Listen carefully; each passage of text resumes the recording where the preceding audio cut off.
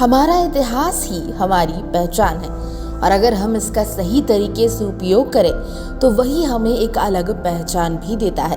अपने गांव से इश्क करने वाले रांची के युवा साहित्यकार मनीष मिश्रा जी, जिनका परिवेश अपने नानी घर में ऐसा रहा कि बचपन से ही इनका लगाव हिंदी में दिखने लगा, जिसके कारण इन्होंने काफी कम उम्र में ही कई उपन्यास भी पढ़ डाले। उनका मानना है कि हिंदी सिर्फ एकेडमिक करियर तक सिमट कर रहने वाली भाषा नहीं है। आज हर क्षेत्र में हिंदी का अहम किरदार देखा जा सकता है। आपको बता दें कि इन्होंने 3 बार डिबेट कंपटीशन में राष्ट्रीय स्तर पर झारखंड का प्रतिनिधित्व किया है। साथ ही नेशनल यूथ पार्लियामेंट में झारखंड के सांसद के रूप में शामिल भी हुए हैं। इसके साथ ही राज्य सरकार के ढेर सारे कार्यक्रमों में मंच संचालन भी इन्होंने किया है और अभी वर्तमान में इनकी एक कहानी संग्रह भी जल्द आने वाली है। तो चलिए आज की इस खास बातचीत में मिलते हैं मनीष मिश्रा जी से। हेलो नमस्कार, आप देख रहे हैं जेके न्यूज़ नेटवर्क और आज की इस खास बातचीत में मैं हूं आपके साथ प्रभा शर्मा। तो आज की हमारी खास बातचीत में हमारे साथ हैं एक युवा साहित्यकार मनीष मिश्रा जी। तो मनीष जी, सबसे पहले हमारे इस खास बातचीत में आपका बहुत बहुत स्वागत है। बहुत बहुत धन्यवाद, बहुत बहुत आभार जी। इससे पहले हम अपनी खास बातचीत को आगे बढ़ाएं, मैं व्यूअर्स को बता दूं कि ये सिर्फ एक साहित्यकार ही नहीं है बल्कि एक काफ़ी अच्छे मंच संचालक भी हैं। इन्होंने यूथ पार्लियामेंट में भी एज झारखंड के सांसद ने नेशनल लेवल पर जो यूथ पार्लियामेंट होता है उसमें भी ये झारखंड के सांसद के तौर पर वहाँ पर गए थे और भी काफ़ी राष्ट्रीय स्तर पर जो डिबेट्स होते हैं उन्होंने भी वहाँ पर हमारे राज्य का प्रतिनिधित्व किया है। तो सर, इतने सारे एक्सपीरियंसेस हैं, बट इसकी शुरुआत कैसे हुई है? मतलब इस फील्ड में आना ही, चाहे वो साहित्य से रिलेटेड हो या अगर आप मंच संचालन कर रहे हैं तो एक हिंदी में जो होता है, कह सकते हैं पकड़, हिंदी में इंटरेस्ट होना उसके लिए बहुत ज़रूरी होता है। तो इसकी शुरुआत कैसे हुई? दरअसल इसकी शुरुआत बचपन में ही हो चुकी थी। मैं बचपन में गांव में रहता था अपने नाना नानी के साथ। बहुत स्नेह मिला मुझे और ये मेरे नानी का आशीर्वाद मैं मानता हूँ, क्योंकि मेरी नानी फिल्मों से बहुत गहरा नाता था उनका। अभी भी कोई गाना अगर बजेगा, रेडियो बहुत सुनती थी वो, कोई गाना अगर बजता है तो उस गाने का बोल किसने लिखा है, उसमें किन किन अभिनेत्रियों ने काम किया है, वो उनको कंठस्थ होता है। तो उनका एक फिल्मों के प्रति लगाव, और वो मुझे गीत सुनाया करती थी अक्सर। आज भी मुझे याद है कि तुझे दीप कहूँ या तारा, तुझे सूरज कहूँ या चंदा, मेरा नाम रोशन करेगा जग में मेरा राज दुलारा। तो ऐसे परिवेश में बढ़ा हूँ। मेरे नाना जी उस समय के 60s के दौर में रांची यूनिवर्सिटी से इंग्लिश में स्नातक थे, तो एक पूरा माहौल था पढ़ाई का। और मेरे नाना को हिंदी संस्कृत की बहुत सारी सूक्तियाँ अभी भी कंठस्थ याद है। आप अगर उनसे बात करते हो तो 5 मिनट अगर आप बात करोगे तो आई एम श्योर कि कम से कम 10 सूक्तियाँ संस्कृत में वो आपको बोल जाएंगे। तो ऐसे परिवेश से बढ़ा, वहीं से जो मेरी हिंदी की जो भावना है, हिंदी के प्रति जो स्नेह है, उसको उर्वरकता मिली वहीं से। और जो कुछ भी हूँ उसी गांव की बदौलत हूँ। एक छोटा सा गांव है गणेशपुर, उस गांव से मुझे बहुत इश्क है, मेरे नाना नानी से मुझे बहुत प्यार है। जी। तो आपने अभी बताया कि आप गणेशपुर जो गाँव, वहाँ से आप नाना नानी के साथ ही बचपन से वहाँ रहे हैं, पले बड़े, उनके साथ ही बड़े हुए हैं। उसके बाद रांची यहाँ पर आना, यहाँ पर अपनी और जो स्टडीज़ है उसे आगे और हिंदी में ही परस्यू करना, वो फिर कैसे हुआ? दरअसल शुरू से मेरी जो स्कूली शिक्षा हुई वो वहीं गांव में ही सरकारी स्कूल में हुई। 10th तक मैं वहाँ से पढ़ा। उसके बाद रांची आया। रांची आने के बाद मैं माफ़ कीजिएगा, रांची आने के बाद मैंने सेंट जेवियर्स कॉलेज में एडमिशन लिया। और पहले मैं सेंट जेवियर्स कॉलेज में पॉलिटिकल साइंस में एडमिशन लिया था। फिर कुछ दिन मैंने क्लास किया, फिर मुझे लगा कि मुझे हिंदी में कुछ करना चाहिए, क्योंकि हिंदी में शुरू से ही लिखता था और पढ़ता था अच्छे अच्छे लोगों को। उस समय आपको बता दूं, मेरे मामा भी बहुत उपन्यास कहानियाँ पढ़ा करते थे। तो गोदान जैसे उपन्यास हो गया, कफन जैसी कहानियाँ हो गई, मुझे उस समय से बचपन में ही मैंने पढ़ लिया था। तो एक हिंदी थी अंदर, जो अंदर हिलोर ले रही थी, और मैं राजनीति पढ़ने चला था। तो एक असमंजस वाली स्थिति थी, मुझे क्या करना चाहिए क्या नहीं करना चाहिए। हालांकि उस समय ऐसा नहीं होना चाहिए, लेकिन हो रहा था मेरे साथ। फिर फाइनली मैंने डिसीजन लिया कि मुझे हिंदी में जाना है। मेरे विभागाध्यक्ष आदरणीय डॉक्टर कमल कुमार बोस सर से मैंने बात की, उन्होंने कहा कि आप हिंदी डिपार्टमेंट में आ सकते हो। फिर फाइनली मैंने हिंदी डिपार्टमेंट में एडमिशन लिया सेंट जेवियर्स कॉलेज में। जी, क्योंकि उस समय कह सकते हैं एज ए स्टूडेंट वो एक कन्फ्यूजन रहता है कि हम उसमें करियर और फ्यूचर भी ढूंढते हैं कि ये सब्जेक्ट लें तो इसको हम परस्यू करके शायद उस फील्ड में आगे जा सकते हैं। तो अगर आपने हिंदी सेलेक्ट कर लिया, वो तो आपकी कहते हैं ना अंदर एक उसमें इंटरेस्ट था हमेशा से, और आप क्योंकि हमेशा से उसी परिवेश में रहे जहाँ पर उपन्यास और जो पढ़ी जा रही है सारी आपने पढ़ ली बचपन में ही, जैसा आपने कहा, तो उस समय आपने सिलेक्शन भी किया कि हाँ अब हिंदी चूज़ कर लेना, क्योंकि वो था कहीं कहीं कन्फ्यूजन था कि नहीं मेरा इंटरेस्ट कहीं और है, मैं पॉलिटिकल साइंस में जा रहा हूँ। तो उसको आगे कुछ फ्यूचर का क्या आपने सोचा था कि इसको मैं और आगे कैसे लेकर के जाऊँगा हिंदी को?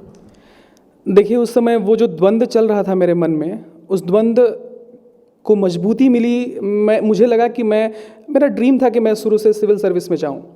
तो कुछ सीनियर्स मिले जो तैयारी कर रहे थे सिविल सर्विसेज की, स्टेट पीसीएस की। उनकी लेखन शैली मैंने देखी, उन्होंने बताया कि क्या भाषा की क्या अहमियत है।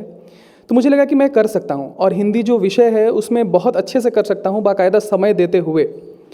तो मुझे लगा कि नहीं, इसमें करियर बना सकता हूँ। और फिर जब कॉलेज में डिपार्टमेंट में जब आ गया तो अपने शिक्षकों से मैं बहुत प्रभावित हुआ, खासकर मेरे विभागाध्यक्ष डॉक्टर कमल बोस से, डॉक्टर जेपी पांडे सर से, डॉक्टर सुनील भाटिया सर से, डॉक्टर मल्टीना मैम, संजय सर, आलोक सर, सब ने मुझे बहुत प्रभावित किया। फिर मुझे लगा कि नहीं, हिंदी में एक एकेडमिक करियर भी बहुत अच्छा बन सकता है। तो फिर रुख मेरा जो है वो एकेडमिक करियर की ओर बढ़ता गया, और मैं हिंदी को एकेडमिक करियर बनाने के तौर पे पढ़ना शुरू किया मैंने हिंदी को। ये सवाल मेरा इसलिए भी आया ना क्योंकि एज अ स्टूडेंट और भी बाकी स्टूडेंट को ये कन्फ्यूजन हो जाता है, शायद और भी लोग हो जिनको हिंदी में इंटरेस्ट हो बट उन्हें पता नहीं हो कि इसमें भी कुछ करियर हम कर सकते हैं। हिंदी का शायद हो सकता है अब उसे थोड़ा अंडररेटेड किया जा रहा है, क्यों, लेकिन वो हमारी मातृभाषा है, फिर भी वो कहीं ना कहीं पीछे हो जाता है। साइड लोग पहले करियर को देखते हैं कि इसमें हम आगे बढ़ सकें। तो एक एज अ गाइडेंस आप इसमें अगर मैं पूछना चाहूँ आपसे कि जो लोग इंटरेस्टेड है लेकिन उसमें थोड़ा हिचक रहे हैं उसको लेने में। बिल्कुल, आज के समय में ये सबसे बड़ी भ्रांति है। दुनिया तकनीकी होती जा रही है, पूरा विश्व एक मंच पर सिमट रहा है, और इस सिमटन का आधार है वो है भाषा। कहीं ना कहीं आपकी भाषा, आज की हमारी जो हिंदी है वो ग्लोबल होती जा रही है। हिंदी, जैसा कि मैंने कहा कि एकेडमिक करियर नहीं, हिंदी सिर्फ एकेडमिक करियर में सिमट कर रहने वाली भाषा नहीं है। जैसा कि मैंने कहा कि ग्लोबल भाषा है, विश्व स्तर पर इसकी मांग है। आज आप देखेंगे, अगर आप गूगल करते हैं तो तुरंत से आपको उसका हिंदी ट्रांसलेशन भी मिलता है। उसके पीछे कौन होते हैं? कोई ना कोई हिंदी वाला होता है। आप अखबार पढ़ते हैं, किन्हीं की लेखनी आपको बहुत प्रभावित करती है, कहीं ना कहीं वो हिंदी वाले होते हैं। आप एडवर्टाइजमेंट देखते हैं, एडवर्टाइजमेंट में स्पेशली उनके जो पंच लाइन होते हैं, आप उन्हें सुनते हैं तो लगता है यार क्या क्या लिखा है, जियो जी भर के, कर लो दुनिया मुट्ठी में, ये सब पंच लाइन होते हैं। इनके पीछे भी किसी न किसी हिंदी वालों का हाथ होता है। आप बॉलीवुड नगमे सुनते हैं, बहुत अच्छे अच्छे गाने, आपको लगता है कि मैं सुनता रहूँ, सुनती रहूँ। तो ये सब गाना जो लिखते हैं उनके पीछे भी कोई ना कोई हिंदी वाला होता है। आप मूवी देखते हैं, मूवी का कुछ कुछ डायलॉग आपको बहुत प्रभावित करता है। आपने बाहुबली मूवी देखी होगी, उसमें एक बहुत अच्छा डायलॉग है कि स्त्री पर हाथ उठाने वालों की हाथ नहीं काटते, काटते हैं उनका गला। कितनी प्रभावित पंक्ति है ये, लिखा है उसने इस पंक्ति को, इस डायलॉग को मनोज मुंतशिर ने। तो इसके पीछे भी किसी न किसी हिंदी वाले का हाथ है। तो हिंदी का जो फलक है बहुत विस्तार है, बहुत बड़ा सागर है, और करियर आज तलाशने की ज़रूरत नहीं है, एकदम खुला करियर है आपके सामने। आप मीडिया से आप जानती हैं हिंदी की अहमियत, खासकर हिंदी मीडिया में, चाहे वो प्रिंट माध्यम हो या इलेक्ट्रॉनिक माध्यम हो, तमाम जगह पर हिंदी की आवश्यकता है आज। और ऐसे लोग, आपके मन से मैं गुजारिश करना चाहूँगा कि ये ख्याल दिमाग से बिल्कुल निकाल दें कि हिंदी में कैरियर नहीं है। मैं खुद को और अपने जो मेरे संपर्क में है हिंदी वालों को, मैं उनको हिंदी की एक सेना के रूप में तैयार करना चाहता हूँ, ताकि लोगों की ये भ्रांतियाँ मिटे कि हिंदी में कैरियर नहीं है। जी बिल्कुल।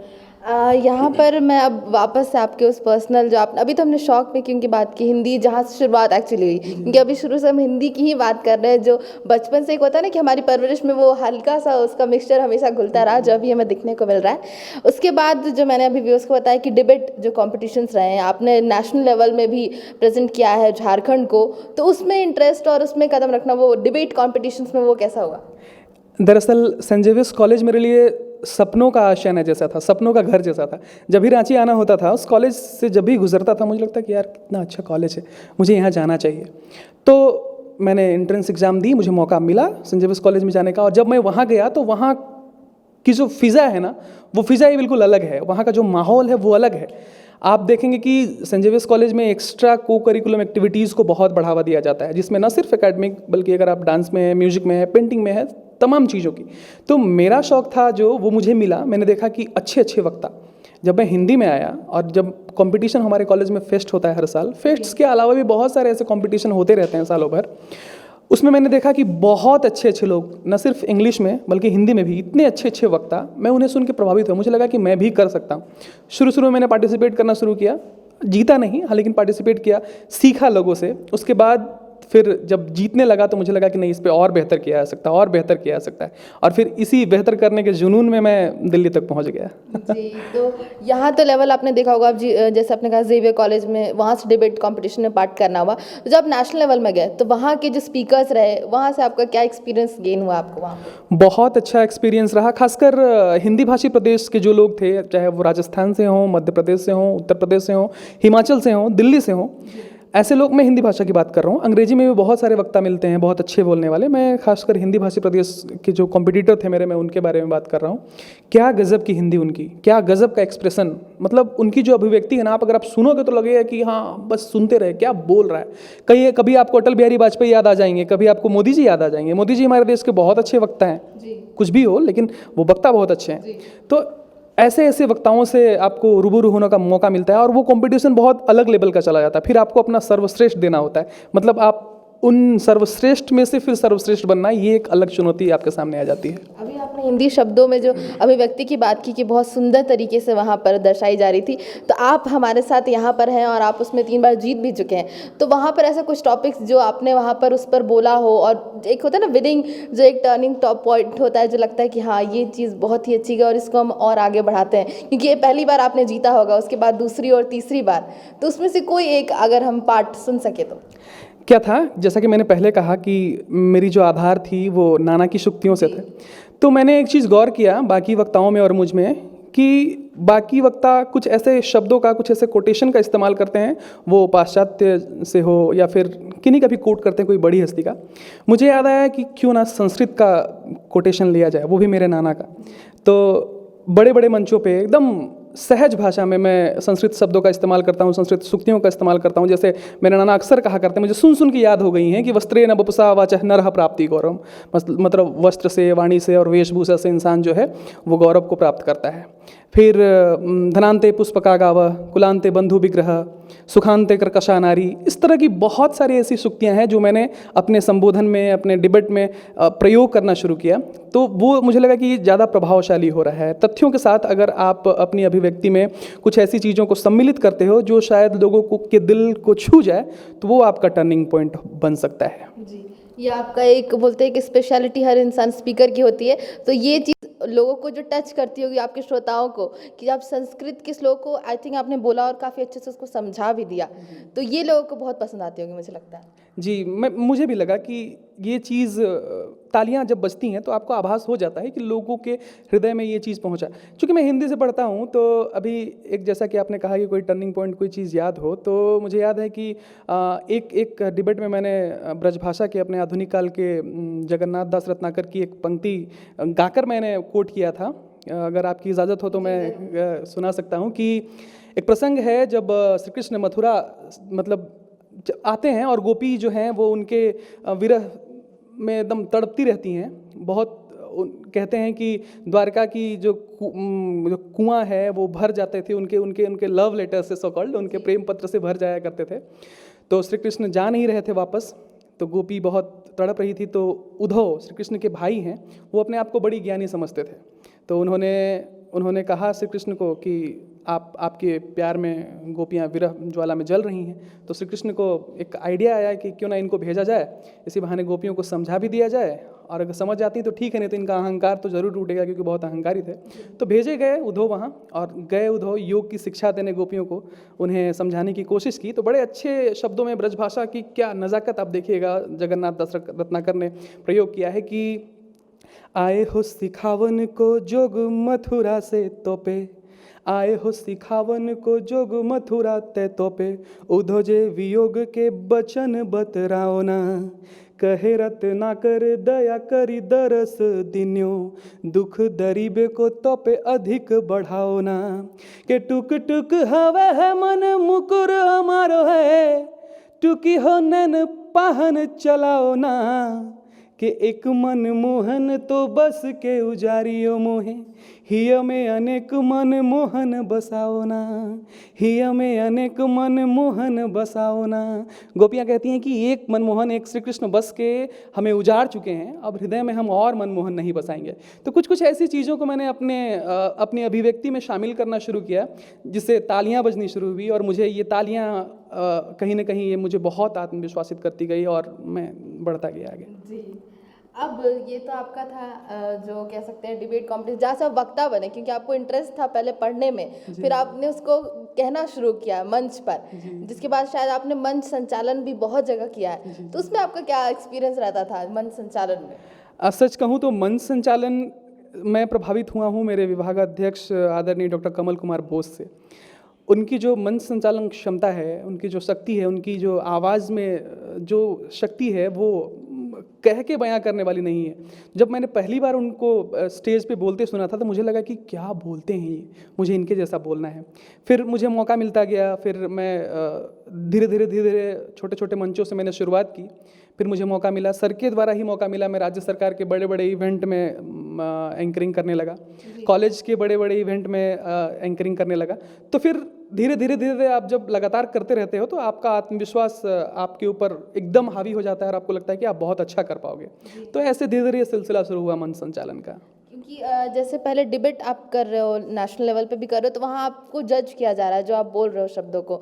लेकिन जब आप एक मंच संचालन एज एन एंकर हो स्टेज पर, तो वहाँ दर्शक आपको जज नहीं कर रही है, वो बस चाहती है कि वो आपसे कनेक्ट होते रहे, एंटरटेन होते रहे। तो उसमें क्या कुछ डिफरेंस रहता था जो आप डिबेट करते थे, उसके बाद फिर आप एंकरिंग में आ गए जो आप डायरेक्ट ऑडियंस से कनेक्ट हो रहे थे? ये दोनों में ज़मीन आसमान का फ़र्क है। वहाँ आपकी जो काबिलियत है, जो आप विषय पे आपका पकड़ है, उस पर कुछ कुछ पैमाने होते थे। जैसे आपका विषय पे आपका पकड़, आपकी भाषा, आपकी दैहिक भाषा, आपका उच्चारण, वॉइस मॉड्यूलेशन, इन तमाम चीज़ों का ख्याल रखना होता है।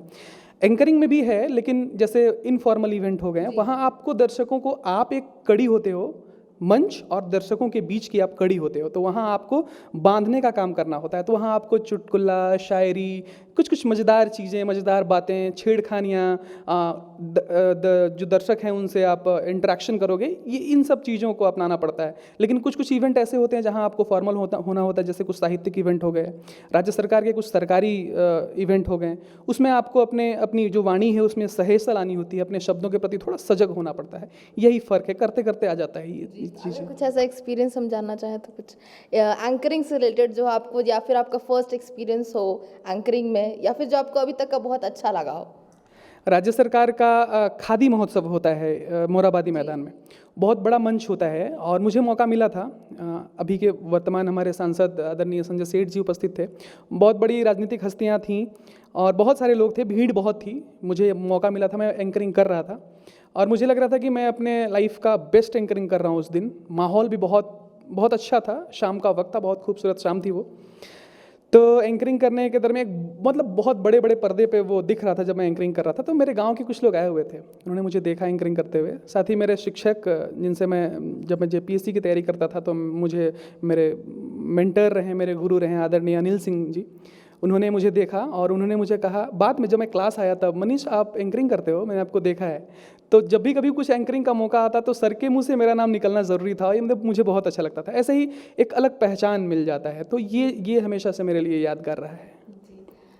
अब मैं आपकी लेखनी पे आना चाहती हूँ, जो आपने लिखना शुरू किया। आपने पहले तो आपका जो इंटरेस्ट था पढ़ने में हिंदी में, वो आपने किया, फिर आप उसको स्टेज पर ले गए एज अ वक्ता, फिर उसको लिखना, मतलब खुद की एक होता है ना इमेजिनेशन, हम उसको करते हैं, फिर लिखना, क्योंकि हम पढ़ रहे हैं, हमारा इंटरेस्ट है, तो पढ़ना इज़ अ डिफरेंट थिंग, लेकिन उसको फिर अपने शब्दों में लिखना, वो आपने कब स्टार्ट किया लेखनी? देखिए, मेरा मानना है कि पढ़ना जो है वो है भरना, पढ़ना भरना है, और लिखना है छलकना। जब आप पढ़ चुके होते हो तो आपके अल्फाज अनायास बाहर जाने लगते हैं, चाहे वो मुख से हो या आपकी कलम से हो। तो मैंने ऐसा महसूस किया पढ़ने के दरमियान कि मुझे लिखना, छोटी छोटी कविताएं मैं लिखता था, बहुत सारी कविताएं अभी भी मेरी लिखी हुई हैं। तो कविताओं से मैंने शुरुआत की, धीरे धीरे बहुत ही मतलब परिपक्व कविताएं मैं लिखा करता था शुरू में। लेकिन फिर जैसे जैसे मैंने पढ़ना शुरू किया, उम्र के साथ वो गंभीरता आनी शुरू हुई। फिर मैं थोड़ा लगा मुझे कि मैं लिख रहा हूँ। मैं अपने आप को मंझा हुआ साहित्यकार नहीं कहता, मैंने जस्ट शुरुआत की है, अभी मैं लिखना शुरू कर रहा हूँ। और कविताएं मैंने लिखना शुरू की कविता। उसके बाद फिर बाद में अभी हाल के दिनों में मुझे ख्याल आया कि नहीं, मुझे गद्य में जाना चाहिए, मैं गद्य में अच्छा लिख पाता हूँ। तो फिर लिखते लिखते मैंने 4-5 कहानियाँ लिख दी।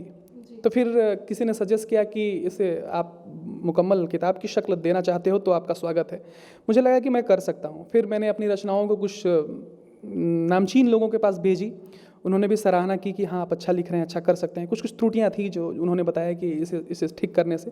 फिर मैंने प्रूफ रीडिंग के लिए भेजा, वो फिर मंगाया और फिर फाइनली मैंने उसे छपने के लिए भेजा। वो प्रक्रिया लगभग पूरी हो चुकी है। बहुत जल्द आपके हाथों में मेरी पुस्तक होगी, ऐसा उम्मीद करता हूँ इंशाल्लाह। तो क्या हमें उसका थोड़ा आइडिया मिल सकता है कि जो कहानी है, कहानियाँ होंगी जो वो किस रिलेटेड होगी? कि अभी तक जो हमने बात किया, आपने संस्कृत को बेस बनाया, जो हमारी पौराणिक जो कहानियाँ हैं, चाहे वो राधा कृष्ण की हो, उनसे कहीं ना कहीं इंस्पायर्ड थी। तो आपकी जो कहानियाँ हैं, जो भी एक किताब आने वाली है, उसमें क्या देखने को मिलेगा हमें?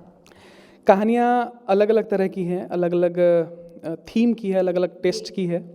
कुछ श्रृंगार रस की है, प्रेम की कहानियाँ हैं, कुछ कहानियाँ गंभीर हैं, कुछ कहानियाँ तत्कालीन मुद्दों पर है, तत्कालीन राजनीति पर है, सामाजिक स्थिति पर है, कुछ कहानियाँ महिलाओं पर है। 5-6 कहानियाँ हैं और अलग अलग टेस्ट की। मैंने कोशिश की है कि समाज के तमाम क्षेत्रों को स्पर्श करूं, जहां तक मेरी लेखन क्षमता मुझे करा पाए स्पर्श। तो मैंने कोशिश की है कि समाज के लगभग क्षेत्रों को स्पर्श करूं अपने लेखन ऐसा के कुछ माध्यम पर्टिकुलर थीम नहीं है, अलग अलग टेस्ट जो आपने कहा, अलग अलग थीम्स में वो जो किताब में हमें कहानियाँ देखने को मिल सकती से। जी बिल्कुल, अलग अलग तरह की कहानियाँ हैं। मैंने जैसे कहा कि प्रेम कहानियाँ हैं, तो वो पूरी कहानी प्रेम को अभिव्यक्त करेगी।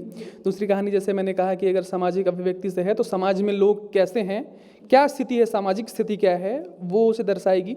राजनीतिक जैसे मैंने कहा तो भारत की राजनीति आम जीवन को, भारत के लोगों के आम जीवन को कैसे प्रभावित कर रही है, लोगों की अपेक्षाएं क्या हैं। आप जानते हैं आज का युवा, आज का वोटर बिजली पानी से ऊपर उठ चुका है और सबके हाथ में स्मार्टफोन है।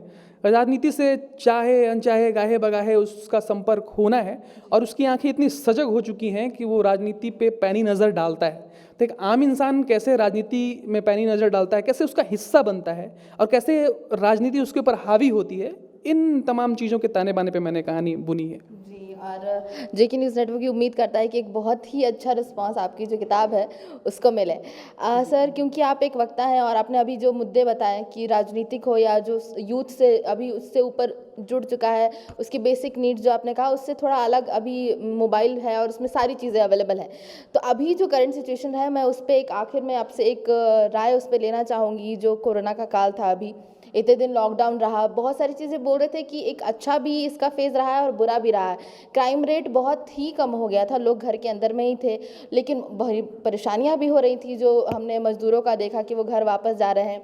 और उसके बाद अब धीरे धीरे जो अनलॉक का प्रोसीजर शुरू हुआ, उसके बाद धीरे धीरे सारी चीज़ें चालू हुई हैं, जो सिस्टम्स बंद थे वो खुल गए हैं। लेकिन कहीं ना कहीं जो क्राइम वाली जो चीज़ थी वो भी अब फिर से उसी, एक बोलते हैं ना, जो एक कमी जो हमें लग रहा था कि हाँ सब कुछ शांत है, थोड़ा पीसफुल इन्वायरमेंट है, वो फिर से अब उसी ट्रैक पर आ रहा है, जो कि कहीं ना कहीं गलत है, जिसको एक सुधार की ज़रूरत थी। जो अब अगर हम दोबारा अनलॉक आ रहे हैं तो मुझे लगता है एक्सपेक्ट कर रहे थे इंसान की थोड़ा कुछ चेंजेस होना चाहिए था, बट हमें वो देखने को नहीं मिल रहा। तो इस पर एक साहित्यकार, जो एक युवा साहित्यकार के तौर पर आप यहाँ पर हमें रिप्रेजेंट कर रहे हैं, तो उस पर आप क्या कहना चाहेंगे? किसी साहित्यकार ने लिखा है कि झड़ गए पूंछ रोमांत झड़े, पशुता का झड़ना अभी बाकी है, पशुता का झड़ना अभी बाकी है, बाहर बाहर संवर गए, अंदर संवरना अभी बाकी है। तो मनुष्यता का पाश्विक रूप रह रह के समय समय से दिखता है। समाज अनेक बंधनों से, चाहे वो कानून के माध्यम से हो या अपने रीति रिवाजों के माध्यम से हो, इन्हें बांधने की कोशिश करता है, मनुष्य को मनुष्य रूप में लाने की कोशिश करता है। लेकिन कुछ कमी रह जाती है, शायद परवरिश में, शायद सरकारों की भी कमियां कहेंगे। लेकिन तमाम चीज़ों का आरोप सरकार के ऊपर लगाना कहाँ तक लाजमी होगा, ये जनता खुद तय करे। आज अगर क्राइम रेट बढ़ रहा, आज अभी हाल की घटना है, रांची पूरी हिली हुई है, एक युवती, कहना बहुत बुरा लगता है, आप सब जान रहे हैं।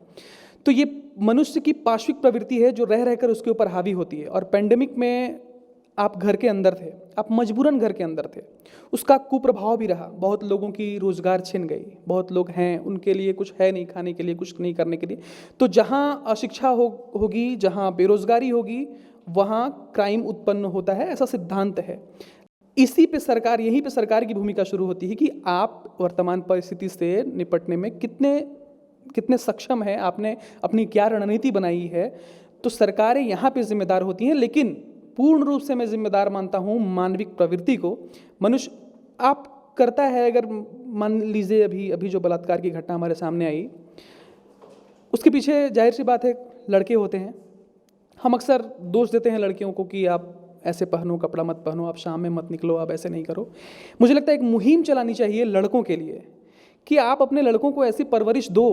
आप देखते होंगे ना, जब पकड़ा जाते हैं वो लोग, तो उनके पीछे उनका परिवार उनको सपोर्ट करता है, कानूनी लड़ाई पे सपोर्ट करता है, वो बेल में आते हैं, फिर से सामाजिक स्थिति वैसा ही हो जाता है, लड़का संभल जाता है। लड़की का क्या होता है? कुछ नहीं होता है। लड़की टूट जाती है, वो अंदर से टूटती है, कहीं कुछ नहीं होता है। सामाजिक स्थिति हमारी ऐसी।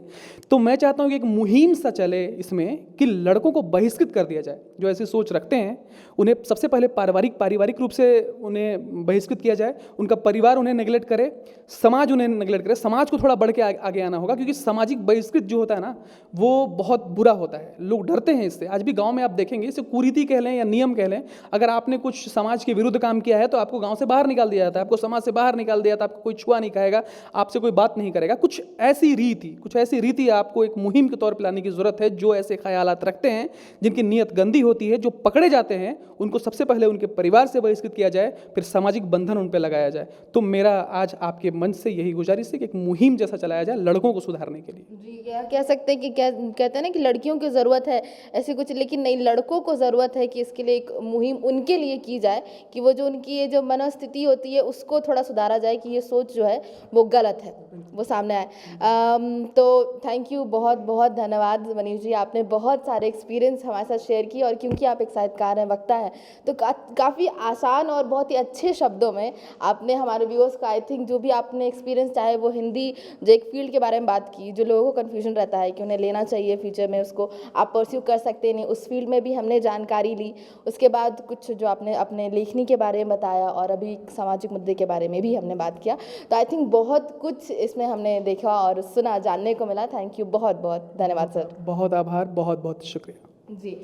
तो ये थी हमारी आज की खास बातचीत मनीष मिश्रा जी के साथ, जो कि रांची के एक युवा साहित्यकार हैं, और एक उनकी किताब भी आने वाली है। इनकी जो लेखनी कहानियां हैं, अलग अलग थीम और टेस्ट जिस पर हमने बात की, वो भी आने वाली है। उम्मीद करती हूँ वो भी आपको पसंद आएगी।